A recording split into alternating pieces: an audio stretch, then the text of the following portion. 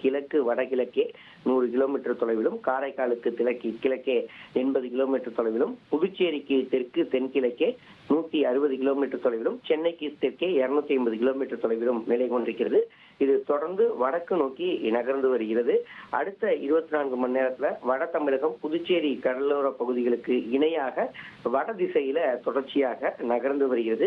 இந்த நிலையில தான் குறைந்தபட்ச தூரமாக இன்றைய தினம் 50 கிலோமீட்டர் தொலைவிலும், அதிகபட்சமாக மாலை பார்த்தோம் என்றால் 25 கிலோமீட்டர் தொலைவிலும் இதோடைய கரைக்கும் கடலுக்கும் உண்டான அந்த புயலுடைய நகர்வுகள் என்பது இருக்கக்கூடும் என கணிக்கப்பட்டிருக்கிறது.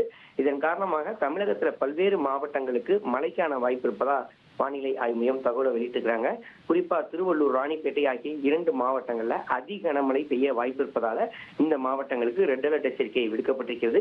இவை தவிர்த்து பார்த்தோம் என்றால் காஞ்சிபுரம், சென்னை, செங்கல்பட்டு, வேலூர், திருப்பத்தூர், கிருஷ்ணகிரி, தருமபுரி, திருவண்ணாமலை மற்றும் விழுப்புரம் ஆகிய மாவட்டங்கள்ல கன முதல் மிக கனமழை பெய்ய வாய்ப்பு இருப்பதால இந்த மாவட்டங்களுக்கு ஆரஞ்சு நிற எச்சரிக்கை என்பது விடுக்கப்பட்டிருக்கிறது.